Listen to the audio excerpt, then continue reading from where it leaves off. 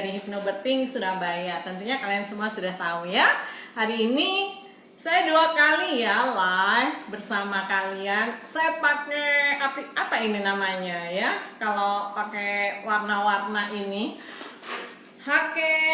karena di rumah saja saya belum dandan, saya pakai deh warna-warna ini ya. Oke, hari ini saya akan ngobrol bareng dengan Dr. Lucia yang biasa disebut sebagai Dr. Iput. Ya, kita tunggu beliau untuk hadir di sini. Dr. Iput atau Dr. Lucia adalah dokter di Rumah Sakit RKZ Santo Vincentius Apollo. Ya. Mungkin saya harus mengundangnya sebentar. Sebentar ya.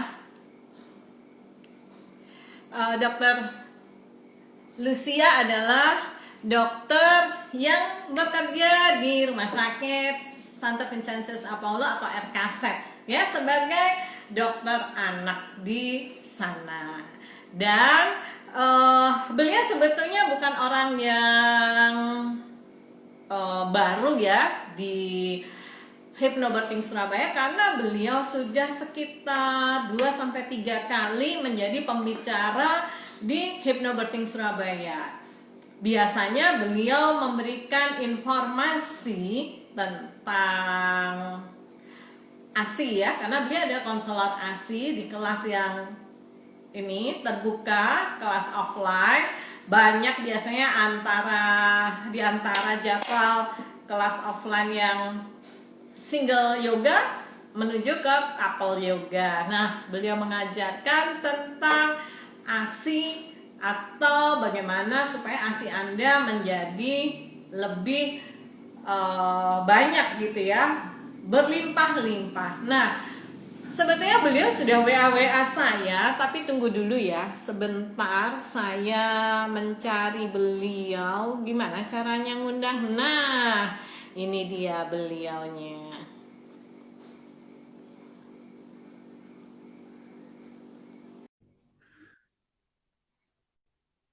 Sebentar, Dr. Lucy, di mana?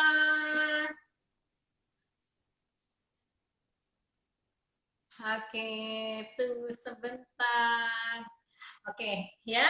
Jadi kali ini ini dia. Halo Dr. Lucy. Sorry.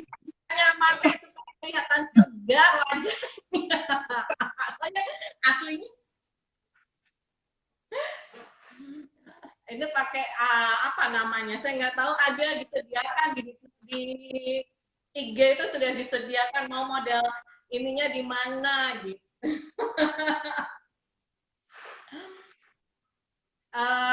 Kayaknya beliau sedang terganggu dengan jaringan ya. Kita tunggu saja. Sebelumnya saya menyampaikan mengidentifikasi siapa sih beliau itu. Beliau adalah seorang dokter anak.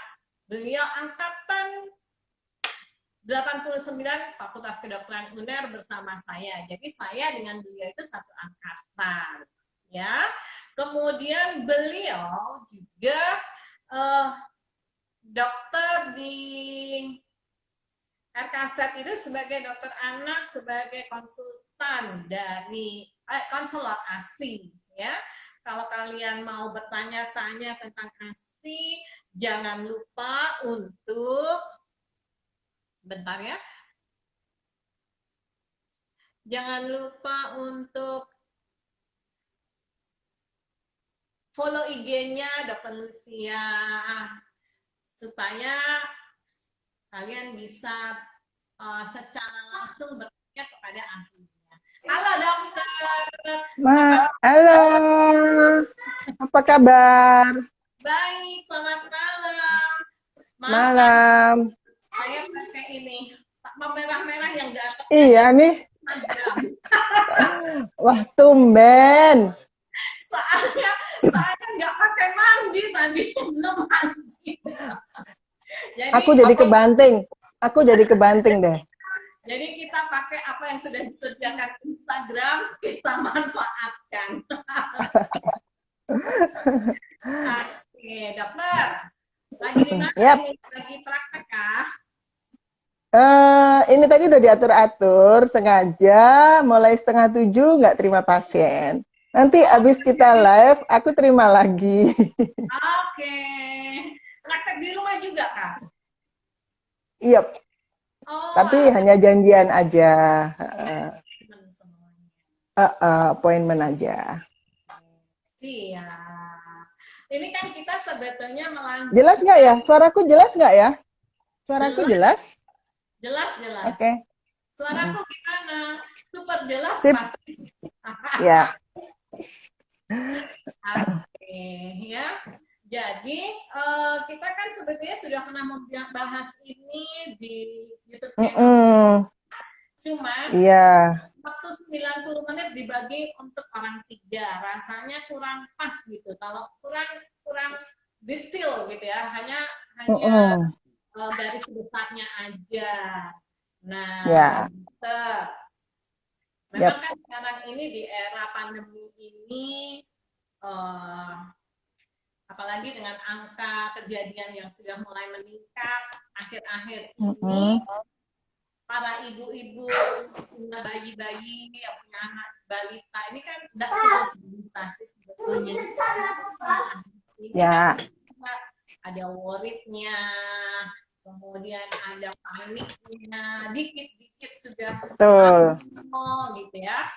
Nah, ya. ceritain dong kasus COVID yang ada anak yang ada di yang dokter tahu kira-kira kejadiannya bagaimana? Nih, tuh kan selalu nih. Mas apa namanya? Ya. Bentar, Kevin. Bentar sayang. Ini ada Tante Asti ya, sebentar ya. Maaf, selalu minta perhatian. Ya. Sorry.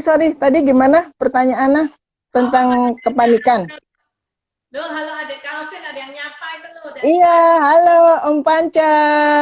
Wah, terima kasih. Selamat ulang tahun, terima kasih. Ini guru les renangnya Kevin. Oke. Ada lagi yang nyapa. Halo. Sorry, ini saya tuh lagi sambil jalan-jalan cari sinyal Dari yang bagus nih. Kok putus-putus terus? Maaf kalau saya beredar terus nih. Iya. Soalnya nggak terlalu bagus, nggak pas ini. Memang sinyal. Iya. Oke, ya. Jadi tentang kepanikan tadi ya, maksudnya ya. Pertanyaannya belum sampai ke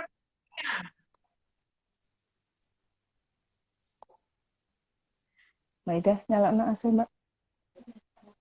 Loh, ini loh, Mbak. Pertanyaannya masih. Halo? Halo. Ya. Sudah. Yap. Oke. Pertanyaannya masih bagaimana angka kejadian akhir-akhir ini COVID-19 pada anak. Oke. Kalau tentang angka kejadian, kemarin bulan-bulan apa ya, Oktober sama awal November itu sudah lumayan banget ya secara keseluruhan nasional termasuk ya, apalagi Surabaya ya. Tapi waktu akhir Oktober kan ada cuti bersama panjang itu ya. Nah, kayaknya dampak dari itu tuh 1-2 minggu kemudian angkanya meningkat melejit gitu. Dan sayangnya mungkin ada juga beredar ya di broadcast kayak gitu. Kewaspadaan, angka untuk antisipasi, tingkat antisipasi dan tingkat kewaspadaan masyarakat itu justru berbanding terbalik gitu ya dengan dengan waktu yang berjalan. Dulu mungkin sangat antisipasi banget kayak gitu, waktu angka kejadian masih sedikit. Sekarang terbalik, masyarakat sudah menganggap seperti sudah kayak normal begitu, nggak perlu terlalu menjaga protokol kesehatan ya. Akibatnya ini sekarang ini angka kejadiannya ini sangat-sangat lagi tinggi-tingginya nih. Rumah sakit penuh lagi, ICU penuh lagi kayak gitu. Itu secara umum dari semua usia ya.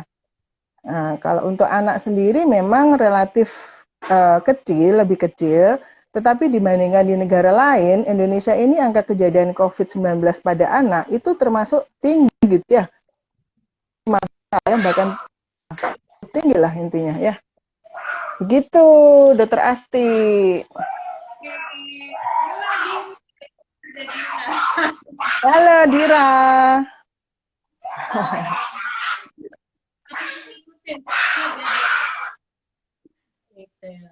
Oke, jadi sebetulnya karena memang angka kejadiannya yang sekarang cukup tinggi pada anak-anak itu otomatis pasti meningkat juga ya dok ya. Ya. Nah, kan sekarang ini kalau misalnya kita dulu ada iklan, kita ketawa masih saya panas demam. Ya. Apa menyebut merek? Sebetulnya dok, antara kan orang anak itu tentu COVID gitu ya, belum tentu dia kena COVID-19 panas, masih panas. Misalnya panas belum ada sungkut-sungkut di hidung atau apa, cuman semlenget sumer gitu ya. Nah kan kalau dalam bahasa kedokteran itu diferensial diagnosa ya, karena sekarang ini kan juga antara panas sama dingin itu kan ada dari musim yang kan juga ada genangan air yang kita juga tidak boleh kan itu ya, lalai bingung sama COVID kita itu yang untuk air menggenang dan sebagainya dilupakan. Nah, Ya, menurut itu. batuk pilek ini kita bicara tentang panas dengan batuk pilek ya. Kira-kira dok, seberapa pentingnya kita mulai seberapa penting ya bahwa ini kena COVID, ini cuma flu biasa, ini alergi, ini kan kita pasti ada banyak tuh di pikiran ibu-ibu. Banyak yang dipikirkan gitu ya. Nah, seperti itu. Ya, jadi kalau untuk kondisi sekarang ini memang menjadi lebih panjang lagi deretan penyakit yang menjadi pertimbangan atau pemikiran para dokter ya, termasuk awam juga pasti juga mikirkan macam-macam ya. Kalau ada panas pasti wah jangan-jangan COVID gitu kan, yang pertama kali dipikirkan di masa pandemi kan itu. Cuma bahwa panas harus pertama kali pastikan dulu apa enggak panas ya, mungkin yang kemarin kita sudah bahas ya, suhunya beneran panas apa enggak. Suhu normal harus diketahui 35 sampai 375, itu apa namanya range normalnya ya. Kemudian penyebab panas juga macam-macam gitu ya, nggak cuma karena infeksi, ada juga yang non infeksi gitu. Yang non infeksi banyak ya, yang infeksi pun juga banyak. Virus memang yang paling banyak kayak gitu. Jadi COVID ini hanya sebagian kecil dari sekian banyak penyebab panas.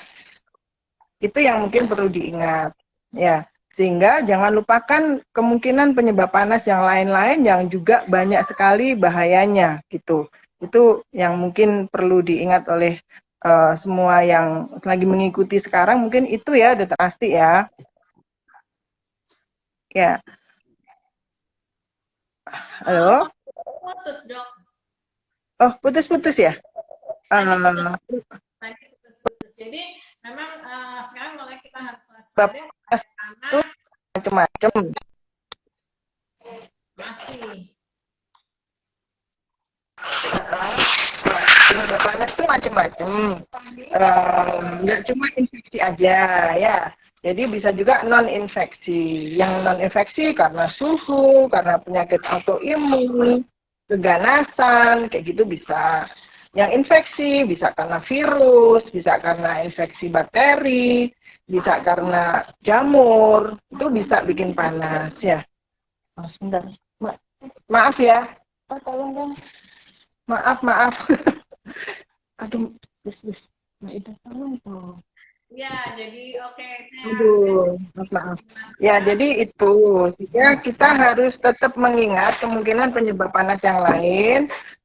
Dalam situasi sekarang yang berat apa ya, yang mengkhawatirkan seperti demam berdarah, ya, kemudian ya apa namanya penyebab yang lain masih banyak lah istilahnya yang perlu diwaspadai sekarang ya, kayak gitu. Ya. Nah, Hmm, tapi kita khusus yang batuk pilek plus panas bapilnas ini ya dok ya. ya, kalau yang karena apa namanya batuk pilek kayak gitu, panas yang disertai batuk pilek, mungkin yang tidak kalah pentingnya, sebentar ya. Aduh, anakku ini, mohon maaf. Jadi kalau yang panas disertai batuk pilek, yang mungkin menjadi pemikiran selama ini, apa namanya, yang sudah sering ya, itu kan radang tenggorokan, itu ya yang orang awam pun sudah tahu apa yang radang tenggorokan kayak gitu. Nah, radang tenggorokan ini penyebabnya juga macam-macam gitu sebenarnya, Dokter Asti. Yang kebanyakan karena virus. Ya, kalau yang karena virus ada ciri-cirinya. Yang karena bakteri ada ciri-cirinya. Ya, yang butuh antibiotik itu hanya yang karena bakteri. Sebenarnya begitu. Oke. Nah, apa bedanya yang virus, yang bakteri? Karena kan sebagai ibu yang awam nih ya, dengan kesehatan, hanya dia tahu, aduh ini panas nih. Gitu ya.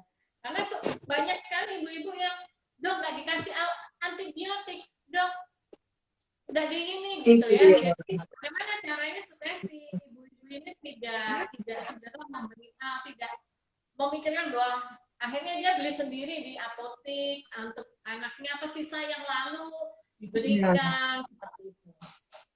Ya, jadi sebenarnya dokter itu punya pegangan ya, apa namanya, para pemirsa. Ya, jadi ada patokan istilahnya ya. Ada scoring ya. Kalau pada anak itu malah ada skornya. Ada skor untuk menentukan kayak yang rendah, yang paling sering aja lah yang kita bicarakan ya, yang banyak sekali dialami oleh anak-anak kita yaitu infeksi saluran nafas bagian atas, dalam hal ini tenggorokan gitu ya. Itu yang karena virus dan karena bakteri itu harus benar-benar kita bedakan. Jadi ke dokter itu terutama dokter tuh akan melihat akan menentukan ini karena bakteri atau bukan. Karena kalau karena bakteri dan itu karena bakteri yang khusus dalam hal ini adalah Streptococcus itu ya, maka dokter harus memberi pengobatannya sampai tuntas betul supaya tidak sampai terjadi efek jangka panjang seperti ada istilahnya kalau di medis itu apa ya, kayak ikatan antigen antibody gitu ya, Dokter Asti ya, yang mungkin nanti bisa nyangkut di ginjal, bisa nyangkut di katup jantung, yang bisa menimbulkan dampak jangka panjang yang nggak bagus buat anak gitu ya. Nah, tapi yang sebagian besar sebenarnya karena virusnya. Yang karena virus itu ciri-cirinya yang mungkin bisa buat pegangan juga buat ibu-ibu, ya paling nggak supaya nantinya nggak buru-buru apa ya, bingung untuk segera mendapatkan antibiotik atau apa, biasanya panas itu cuma anget-anget aja, Dokter Asti. Jadi paling nggak sampai 38 ya. Kayak gitu, mungkin mentok-mentok 385. Meskipun sekali lagi bahwa nggak bisa buat patokan tunggal ya, karena ada kriteria lain ya. Terus ciri lain biasanya dokter akan selalu akan, apalagi dokter anak ya, sampai ditakutin anak-anak itu selalu karena suruh buka mulut gitu kan, sampai lihat betul itu tenggorokannya itu bagaimana. Nah itu juga kalau bisa orang tua juga mendukung atas usaha dokter ini, karena dokter tuh akan melihat ciri-ciri yang tadi ya, membedakan bakteri atau virus gitu. Apalagi kalau karena difteri, waktu kapan hari ada wabah difteri itu juga sangat mematikan loh ya. Nah itu harus melihat betul-betul itu tenggorokannya ya. Yang orang awam bilang juga amandelnya itu dilihat. Ada nggak ciri-ciri yang mengarah ke difteri yang sangat membahayakan itu? Misalnya seperti itu. Terus gejala lainnya yang mungkin supaya agak menenangkan yang mendengarkan ya, Dokter Asti, biasanya itu kalau justru muncul batuk pilek, ya, beler, kayak gitu, ya, itu biasanya justru karena virus, Dokter Asti, gitu. Oke. Ya, Nah, jadi perlu antibiotik, ada ya. banget yang sampai anaknya kalau gini kena semua. Ya, tapi nggak bisa dipakai buat ini ya. Itu kalau tadi kan yang kita omongin radang tenggorokan ya, Dokter Asti ya. Kalau misalnya infeksi saluran nafas yang sudah lebih bawah, yang di jaringan paru ya otomatis ada batuknya itu wajar ya. Ini yang tadi yang kita bicarakan kan yang tentang yang sering-sering dialami oleh anak-anak kita pada umumnya gitu loh. Nah, Gitu. oke. Terus terus lanjut. Ya, gimana? Apalagi nih yang dibahas? Kan Eh, kan tadi udah dikatakan kita harus lihat dari radang tenggorokan, tenggorokannya bagaimana dan lain sebagainya. Apakah misalnya ada keluhan nih anaknya nyeri telan atau kita kan kalau anak kecil nggak tahu nih, nggak ngomong nyeri telan atau enggak, iya, kita kan nggak soalnya ngomong. gitu. Cuma ketika dia dikasih makan, kemudian dia menolak atau terjadi muntah, apakah itu kita bisa mendiagnosa bahwa oh nyeri telan? Ya, memang salah satu cara kita menggali itu kan bisa dengan menyesuaikan kondisi gitu ya. Kalau untuk anak usia yang belum bisa komunikasi, kan otomatis kita bisa dengan cara-cara seperti itu. Jadi anak yang biasanya mungkin minumnya oke aja, lahap, makan juga biasa, menjadi tidak mau makan, dan pasti orang tua akan bisa ya membedakan anak nggak mau makannya itu karena nggak selera karena atau karena mungkin nyeri telan karena kalau nggak selera pasti dia mungkin pertamanya lahap gitu ya mau tapi begitu mau nelan mungkin kelihatan ada kesulitan ya mungkin itu jadi memang butuh kerjasama juga ya dari pihak orang tua untuk mengamati anaknya itu kondisinya apa supaya membantu dokter juga ya dalam menegakkan diagnosisnya karena nyeri telan itu memang salah satu parameter yang cukup akurat menambah poin untuk menduga bahwa radang tenggorokannya itu karena infeksi bakteri itu. Nyeri telannya biasanya lebih hebat gitu. Dan panasnya sendiri tadi kalau ngomong panas biasanya lebih mendadak gitu ya, mendadak langsung tinggi kayak gitu. Beda dengan kalau virus biasanya radang tenggorokan yang karena virus itu biasanya berjalannya itu sumber-sumber ya pokoknya agak lambat nggak langsung panas tinggi kayak gitu nggak ada Ah, panas tinggi banget gitu enggak gitu. oke, siap. Oke. Kalau sebetulnya kan kemarin pada saat kita live di Zoom itu ya, itu kan ada kita membagi tiga antara COVID, SARS-MA, sama common cold ya. Yap, Ya. ya, Nah, itu yap. boleh dong di-share di sini dok beda-bedanya gitu. Oh, ya. Eh, Mungkin kalau untuk yang jadi gini, mungkin buat kemarin yang belum nggak ngikutin ya, yang nggak ngikutin yang di YouTube kemarin ya, Hmm? ada sebenarnya kemarin saya ada share tentang ini ya, apa namanya perbedaan antara panas batuk pilek ya, karena tiga-tiganya kan ada ya, panas batuk pilek yang karena influenza, yaitu virus influenza penyebabnya, atau karena selesma ya, common cold kayak gitu, atau karena COVID-19 gitu. Nah, yang mungkin bisa agak yakin menyampaikan mungkin antara yang pertama dengan yang kedua ya, Dokter Ati ya, karena yang COVID-19 itu sebenarnya sih 1000 wajah gitu ya. Gejalanya tuh banyak banget gitu ya, tidak melulu hanya di saluran nafas ya. Mungkin semua yang sekarang lagi mengikuti live sekarang mungkin juga sudah pada baca gitu ya, di banyak sekali info-info beredar bahwa gejalanya itu tidak melulu hanya di saluran nafas, meskipun memang pintu masuknya di saluran nafas. Dalam hal ini di hidung dan mungkin apa di mulut ya kayak gitu. Nah, tapi gejalanya bisa macam-macam. Nah, kembali ke perbedaan ketiganya itu, yang jelas influenza. Oh ya, maaf, saya mau ngomong lagi tentang masalah istilah yang sering beredar di awam ya, Dokter Asti ya. Kan banyak sekali ya teman-teman yang mungkin lagi pagi-pagi misalnya bersin-bersin ya, kena dingin, terus meler pilek. Nah, itu Ah, flu. Nah, ya kan? Aku agak flu nih kayak gitu ya. Padahal lagi di Batu, biasanya di Surabaya ke Batu gitu ya, agak kedinginan dikit, bersin-bersin, apa meler dikit, bilangnya flu. sebenarnya beda ya. Jadi kalau influenza itu sebenarnya adalah diagnosis, di mana influenza itu disebabkan karena virus influenza bisa menular gitu ya. Sementara kalau selesma, common cold ya mungkin karena cuaca dingin atau apa yang kayak gitu ya. eh, apa namanya, pilek itu bagiannya saja. Jadi masing-masing dari selesma itu ada gejala pileknya. Kemudian influenza juga ada gejala pileknya, kayak gitu. Jadi pilek itu sendiri tidak identik dengan flu. Nah, mungkin itu yang harus disamakan persepsinya dulu, karena banyak sekali masyarakat mengatakan pilek itu sebagai flu. Nah, kalau influenza itu sebenarnya penyakitnya sebenarnya cukup berat loh sebenarnya. Karena dia biasanya panasnya tinggi, badan biasanya sakit semua kayak gitu. Bisa juga ada diare juga selain batuk pilek ya, sama-sama ada batuk pileknya. Kedua penyakit itu sama-sama ada batuk pileknya, tapi yang common cold atau selesma mungkin lebih dominan kayak hidung buntu, mampet kayak gitu. Gitu. Panas Oke. biasanya jarang ada sumber-sumber kayak gitu. Sementara kalau COVID itu lebih beragam lagi gejalanya gitu. Dan kalau COVID memang kita harus lebih tracing ya istilahnya. Biasa kan mesti ada sumber penularnya kayak gitu ya.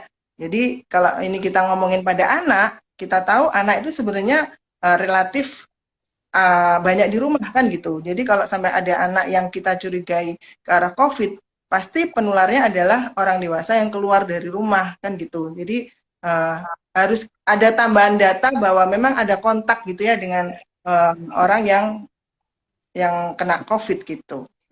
Oke. Karena kalau berdasarkan gejala saja sulit untuk bisa memastikan ini COVID atau bukan. Mau tidak mau harus swab. Dan Hmm. itu sebenarnya berlaku di daerah-daerah dengan zona seperti di Surabaya ini ya, yang kasusnya masih tinggi kayak gini, Jakarta dan di kota-kota besar lain yang masih tinggi. Memang kalau ada kondisi yang memang mencurigakan ada kontak kayak gitu, anak ada kontak dengan penderita COVID ya, terus kemudian si anak mengalami panas, batuk, nyeri telan, ya mestinya kita harus pastikan apakah anak ini jangan-jangan tertular apa namanya COVID-19. Dengan cara apa? Satu-satunya swab PCR. Oke. Tapi nggak ada gejala-gejala yang khas gitu dok. Jadi oh ini Iya. yang sangat khas gitu. Nggak ada. Hmm, kalau pada anak, kalau pada anak itu memang ada kondisi yang sangat mungkin spesifik agak tinggi terjadi pada anak. Jadi ada suatu proses peradangan yang apa namanya yang sangat spesifik gitu ya. Tetapi itu terjadinya biasanya pada kondisi anak yang bergejala berat gitu. Tapi kalau untuk yang istilahnya sekarang ini kan kita dalam rangka untuk ini ya, istilahnya apa ya ya berbagi wawasan tentang kondisi-kondisi yang mungkin di awal-awal yang perlu dicurigai ke arah sana. Jadi kalau untuk di awal-awal biasanya nggak ada gejala spesifiknya memang dokter Asti. Jadi memang ya kalau semisal akhirnya setelah periksa ke dokter, kemudian dokter memutuskan ini harus swab, ya mohon pemakluman dan pengertian gitu dari orang tua bahwa memang ini indikasi untuk dilakukan swab itu. Oke, siap. Jadi tetap kita harus waspada ya Iya, untuk COVID-19 ini ya dengan batuk pilek panas yang mungkin memang karena ada kontak itu yang kita harus waspada. iya, iya. Biasanya kalau anak mungkin ya salah satu ciri yang sangat membantu ada kontak yang dicurigai gitu. Hmm. Kan karena dia relatif banyak diam di rumah kan. Hmm, betul. Ada pertanyaan dok, ada dua pertanyaan sebentar. Saya Ya, oke. Nia Niari Yasmin. Anak saya pilek namun suhu 36,7. Makan nasi lahap, apa perlu ke dokter dok untuk memastikan? Halo, gimana gimana? Pak. Anak saya pilek. Oh, oke. Suhu 367. Makan masih lahap. Oh, oke. Ya. Ini makanya masih lahap. Apa perlu ke dokter Hmm. Ya, memastikan? tuh. Nah, oke. Ini bagus nih pertanyaannya. Maksudnya dari kalimatnya tuh sudah bener nih kayak gini. Karena banyak loh dokter ASI yang tanya, anak saya flu. Nah, jadi sudah mendiagnosis duluan gitu ya. Jadi ini bagus. Artinya pilek ini memang gejala gitu ya. Anak saya pilek, kalau lihat suhunya ini masih normal ya suhunya ya. Jadi kalau suhunya normal memang kalau kita mikirkan ke arah infeksi memang kemungkinannya kecil ya, meskipun memang ada juga ya infeksi yang tidak disertai peningkatan suhu, tapi itu kan jarang banget. Jadi bisa kita apa namanya simpulkan ya, kalau hanya pilek saja, suhunya juga normal-normal aja, anaknya juga masih aktif, makanya masih lahap, ya kemungkinan pileknya itu bukan dari infeksi. Pertama itu ya. Kemudian apakah perlu ke dokter apa enggak? Tergantung apakah pileknya sampai mengganggu dia bernafas atau enggak, ya, misalnya kayak gitu. Ya. Dan kalau dia bukan karena infeksi, kemungkinan besar ya itu mungkin dia bisa karena alergi entah terhadap debu atau mungkin bulu-bulu binatang ya, atau mungkin bulu-bulu yang mungkin nggak kita pikirkan ya, dari karpet, boneka bulu kayak gitu-gitu. Itu seringkali terjadi dan nggak disadari gitu. Dan selama triggernya atau pemicunya itu masih terus apa namanya ada masuk ke tubuh si anak, maka gejalanya ini tidak akan hilang. Sehingga pada kondisi seperti ini kemungkinan ya, kalau menurut analisa saya, misalkan dia karena entah alergi atau apa, coba cari, ditelusuri ke belakang. Dia pileknya terutama pada kondisi apa, pada suasana bagaimana, dan pada waktu-waktu yang seperti apa, ataukah pada pagi hari, malam hari kayak gitu. Dan apakah kalau habis terpapar misalnya debu atau asap atau apa kayak gitu. Kalau misalnya dengan cara menghindari saja ternyata gejalanya berkurang, ya mungkin nggak ke dokter nggak apa-apa gitu maksudnya. Oke, ada satu lagi dok dari Panca Ya. Sebara. Oh, halo Pak Panca. Ya. Oh, kenal ya. Iya, ini yang guru les renangnya si Calvin tadi. Oke, apa nih? Mm-mm. Apakah baik bila vitamin buat anak diberikan secara berkelanjutan di masa pandemi dan musim penghujan begini ya dok?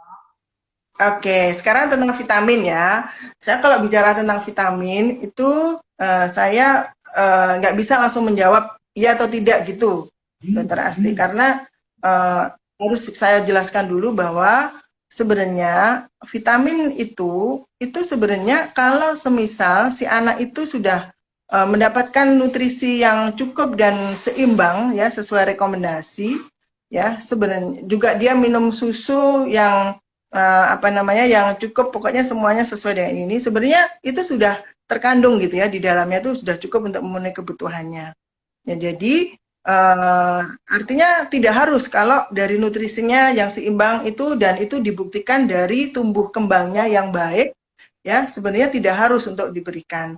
Nah, untuk pertanyaan yang di masa pandemi ini yang memang masalah stamina ini kan sangat dibutuhkan gitu ya, karena apa namanya, mau tidak mau stamina yang baik itu juga akan mempengaruhi apakah si anak akan terkena atau tidak apabila ada virus di sekitarnya yang masuk ke hirup gitu.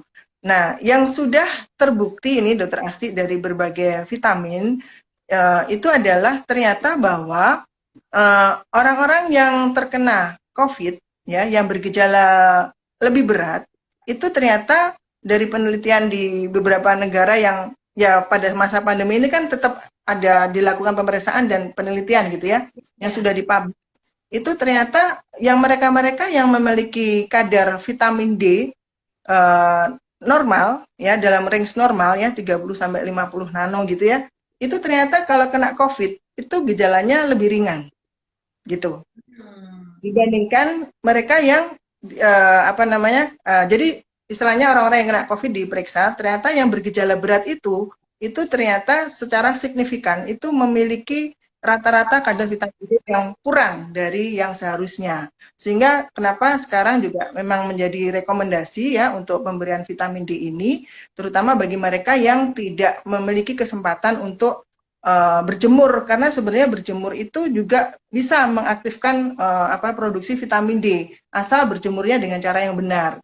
Nah, untuk vitamin-vitamin yang lain, saya rasa nggak apa-apa juga itu diberikan ya, asalkan ya tidak berlebihan gitu ya. Vitamin D sendiri juga begitu, kita harus monitor juga sih pada akhirnya, karena kalau berlebihan juga tidak bagus untuk kesehatan ginjal, kesehatan tulang, kadar kalsium itu semuanya terpengaruh oleh kadar vitamin D yang ada dalam tubuh.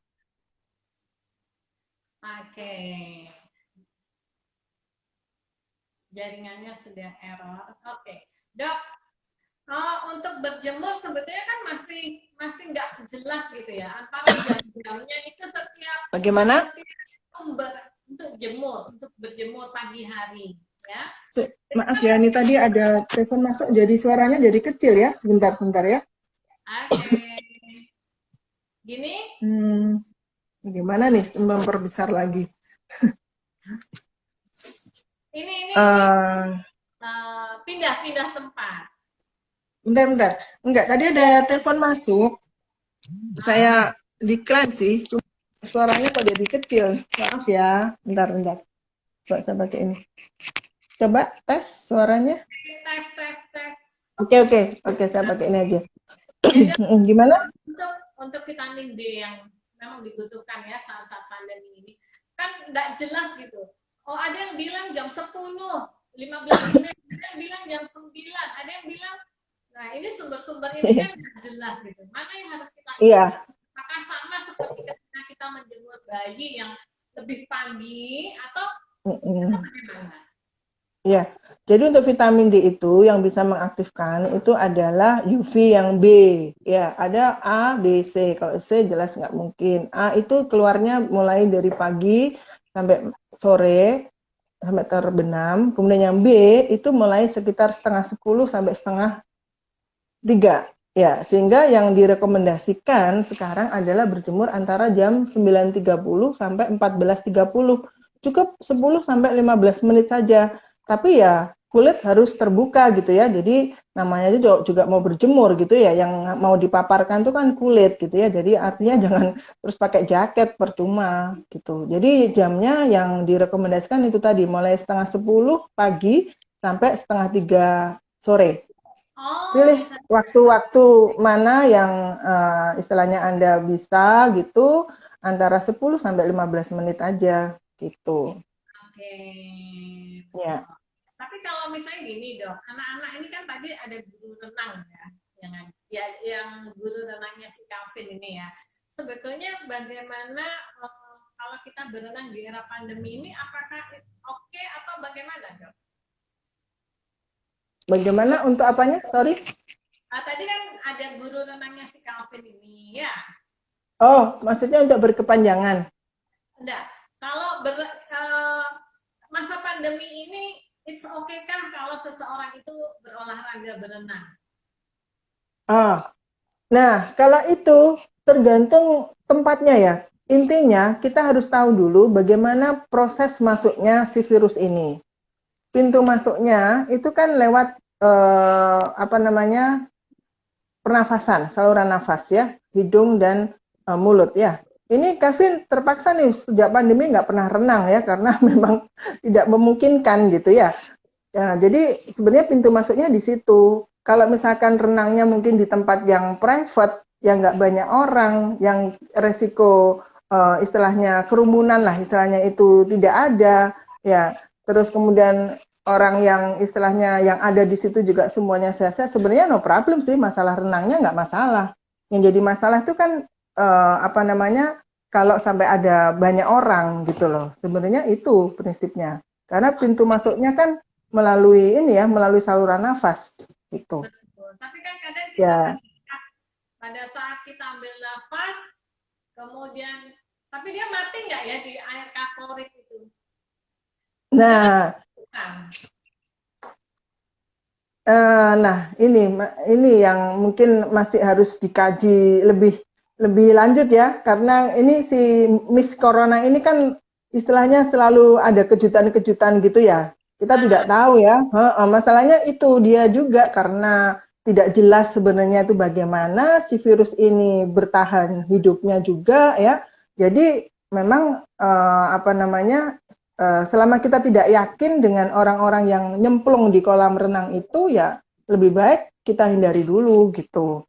Ya karena kita sama sekali masih belum mengenal dengan baik gitu ya dengan virus ini. Yang kapan hari mungkin katanya oh nggak mungkin lewat ini, ternyata bisa lewat ini kayak gitu kan. Jadi ya gambling juga gitu ya kalau kita apa namanya gegabah untuk memutuskan sesuatu yang masih belum pasti. Kalau saya sih begitu ya. Kalau mau amannya ya nggak dulu. Kalau memang mau iya, syaratnya mungkin harus yang private. Kemudian orang-orang yang ada di sekitar situ, misalkan les juga misalnya kayak gitu ya gurunya juga harus aman ya. Mungkin secara berkala harus dilakukan pemeriksaan bahwa itu negatif misalnya kayak gitu. Itu mungkin dari protokol kesehatannya begitu kalau menurut saya. Oke, sih. Makanya sampai sekarang masih ditutup ya Pak Panca ya, semuanya masih ditutup, belum bisa berenang Ya, lagi. saya sudah renang ini. Saya sudah renang di Uni Apartemen Darmo. Saya pikiran saya, ini apa benar apa enggak, saya tanya sama dokter Lucia. Saya kok Ya, berenang jam 3. Karena menurut saya pada saat itu outdoor kolam renangnya, karena matahari yang sangat panas, sehingga kita masuk itu dalam kondisi airnya hangat. Terus cuman saya sendiri yang ada di situ. Tapi itu adalah logika saya. Tapi saya juga nggak ngerti apakah itu tepat atau tidak. Tapi ya saya berenang pas jam 3 ketika nggak ada orang, ketika airnya kolam renang itu sedang kena panas-panasnya. berharap virusnya mati gitu ya. Benar virusnya mati. Iya, saya itu kalau ditanya tentang yang terkait sama virus ini ya Dokter Asti, saya selalu bilang siapapun yang menjawab ya, kemudian apapun jawabannya, tidak ada yang bisa menjamin gitu ya kebenarannya gitu. Karena memang benar-benar ini belum ada yang mengenali dengan baik gitu loh. Gak ada yang berani ngeklaim pasti begini ya. Jadi mohon maaf nih, ini pertanyaan yang sulit ini buat saya. Kita ambil amannya saja lah. Kalau saya pikir begitu. Oke, siap. Oke, kayaknya waktu kita sudah ya 1 jam, belum? Jam berapa sekarang? Nggak tahu nih jam berapa. Jam berapa? Sebentar, saya lihat dari handphone. Oh, kurang 10 menit. Oke, mungkin ada pesan khusus untuk ibu-ibu yang ada di sini, untuk audiens yang lagi menonton kita, Dokter Lucia. Ya. Jadi kalau pesan saya yang terkait dengan panas ya, memang yang pertama pastikan dulu panasnya. Panas apa enggak, harus tahu suhu normalnya ya. Jadi kalau bisa sediakan termometer di rumah ya. Obat penurun panas juga sah-sah saja untuk disediakan di rumah karena memang itu boleh lah asal penggunanya benar. Kalau bisa di atas 38 baru dikasih. Dan jangan terlalu parno dengan COVID-nya saja. Ingat kemungkinan yang lain juga masih banyak. Apalagi sekarang menjelang musim hujan, demam berdarah sudah mengancam juga gitu ya, Dokter Asti ya. Jadi itu juga perlu diwaspadai. Kemudian lagi kondisi panas yang bagaimana yang harus segera dibawa ke rumah sakit atau ke dokter. Mungkin itu yang perlu diketahui oleh semuanya, yaitu banyak sih ya. Sekalian saya mau promosi nih, boleh promosinya IDAI maksudnya ya. Jadi silakan buka websitenya Ikatan Dokter Anak Indonesia ya. Di situ ada banyak sekali ya materi edukasi untuk awam ya yang bisa dipakai untuk pedoman, untuk pegangan ya. Termasuk tentang ini kondisi panas yang seperti apa yang harus segera dibawa ke rumah sakit, apalagi pada kondisi yang sekarang. Ya, misalnya panas yang tinggi misalkan 39 ke atas, kemudian anak yang panas terus kemudian kondisinya tiba-tiba nggak panas ya, hati-hati. Kalau pada kondisi yang nggak panas padahal sebelumnya panas ya, sementara anaknya yang biasanya aktif sekarang menjadi diam aja, cek anaknya ini tidur atau anaknya ini lemes gitu loh, karena itu seringkali kecolongannya di situ orang tua itu ya. Kemudian anak yang apa namanya, sampai ada biru gitu ya di bibirnya atau di ujung-ujung tangannya kayak gitu ya. Itu juga hal-hal yang harus segera dibawa ke rumah sakit. Kemudian kalau disertai dengan penurunan kesadaran, jadi kontaknya nggak 100% gitu ya. Nah, itu juga begitu. Itu yang harus segera dibawa ke rumah sakit. Kemudian yang lain lagi, anak-anak dengan tanda-tanda dehidrasi. Ya, mungkin kelihatan anaknya cowong, kencingnya sedikit, ya, kayak gitu, itu juga kondisi yang harus dibawa ke rumah sakit. Apalagi kalau ada kejang, ya, jelas itu harus dibawa. Selain yang saya sebutkan tadi, mungkin kita tidak perlu terlalu terburu-buru ya. Ya, tetap waspada. Saya ngomong gini tidak berarti bahwa oh ya udah katanya Dr. Lucy nggak apa-apa. Jangan kemudian terus santai-santai juga sih. Artinya mungkin lihat dulu 1-2 hari. Selama tanda-tanda kegawatan tadi tidak ada, ya mungkin apa namanya orang tua masih bisa memberikan pertolongan pertama di rumah gitu. Ya, obat penurun panas, mengompres dengan cara yang benar, itu harus bisa dilakukan oleh orang rumah. Ya, jangan baru panas berapa jam gitu aja sudah panik ya, panik yang tidak beralasan. Ya, gitu. Mungkin itu, Dokter Asti. Oke, terima kasih Dokter Lucia. Ada teman kita nih lagi menyapa kita. Halo Bapak Yusantos. Halo, dua cantik dan pintar. Artisnya just tenang katanya. Ya dong, ya dong. Ya, yang punya bayi. Iya, yang baru punya bayi. Ya ampun, hebat banget. Kirain terakhir itu giliranmu sama Nita. Ternyata masih ada yang lebih. Ada yang lebih parah. Ada yang Tapi lebih, dia bukan yang lebih parah, ada yang lebih sehat. iya, nggak mau kalah. Nggak mau kalah, nggak mau kalah. Umurnya berapa ya? Berapa ya? 2 tahun ya, Yus ya? 2 tahun ya, Yus ya? Kalau nggak salah 2 tahun. Oh, lo nyusul dokternya. Lo nyusul dokternya. Oke. Terima kasih untuk informasinya. Semoga informasi ini bermanfaat buat semua ibu yang sedang hamil maupun yang sudah punya bayi ya. Tetap waspada dan lakukan 3M dengan benar. Oke, salam cinta, salam oksitosin. Dadah, terima kasih. Dadah, makasih ya, Dokter Asti, makasih semuanya udah join, mudah-mudahan bermanfaat ya. Oke, selamat malam.